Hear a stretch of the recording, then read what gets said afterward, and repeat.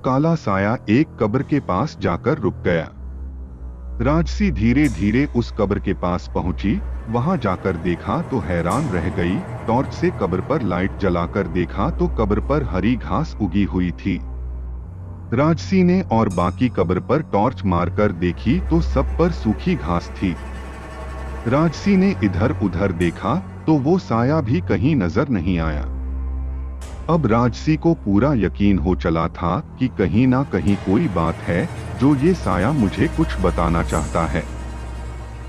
राजसी वापस आने के बारे में सोचने लगी। 2 कदम ही बढ़ाए थे कि उसका पैर किसी चीज से टकराया।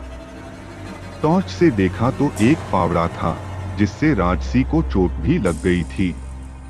अब राजसी ने निश्चय कर लिया था कि कुछ भी हो जाए वो सच्चाई का पता लगाकर रहेगी।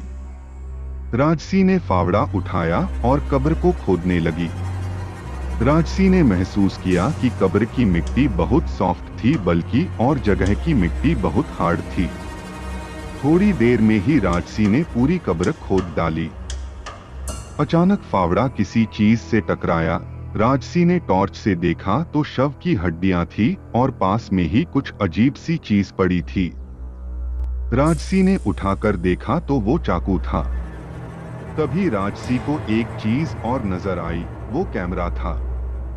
राजसी कैमरा देखकर हैरान थी कि कैमरा बिल्कुल ठीक स्थिति में था, जैसे इतने दिन तक किसी अनजान शक्ति ने कैमरे की सुरक्षा की हो। अब राजसी ने चाकू और कैमरे को अपने बैग में रखा और घर की ओर चल दी। कुछ दूर चलने के बाद राजसी ने पीछे मुड़कर देखा तो वही साया नजर आया। राजसी अपने स्कूटर के पास गई तो उसने देखा कि स्कूटर के जिस पहिए में पंक्चर हुआ था वो बिल्कुल ठीक था।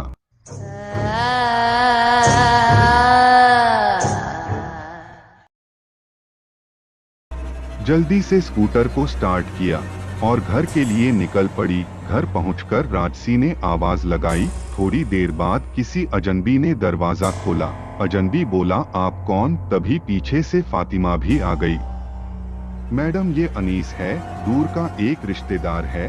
हम दोनों एक दूसरे को चाहते हैं और जल्द ही शादी करने वाले हैं। राजसी, फातिमा, तुमने कभी बताया नहीं अनीस के बारे में, और ये शादी करने का फैसला इतनी जल्द कैसे?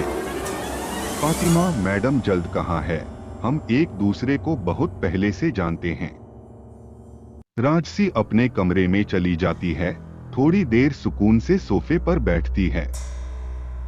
बहुत तरह के विचार राजसी के मन में आ रहे थे। राजसी ने अपने बैग से कैमरा और चाकू निकाला और उनकी सेफ में रख दिया।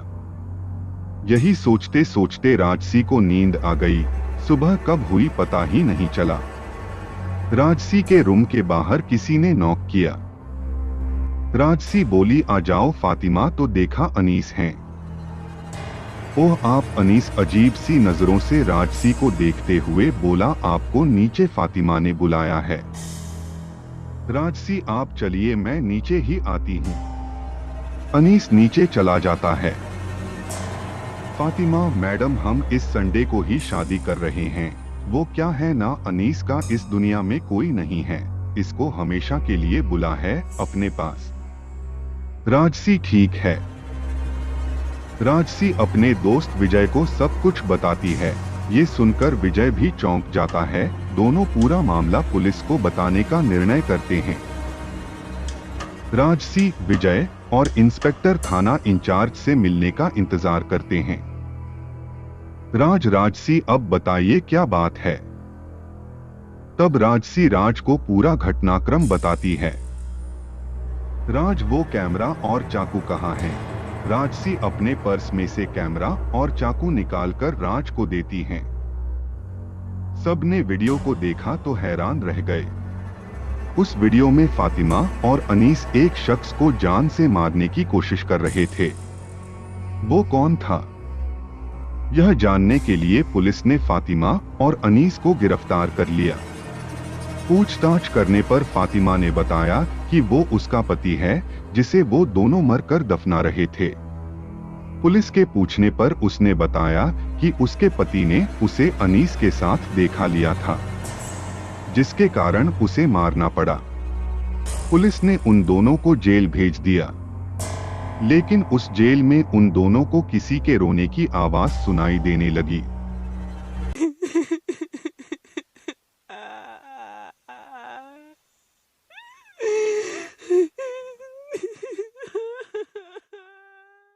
उन आवाजों को सुन सुनकर वो पागल हो गए और जेल में ही उन दोनों की मृत्यु हो गई।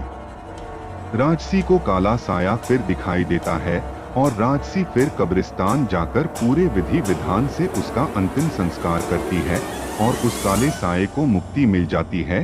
फिर वो काला साया किसी को नहीं दिखाई दिया।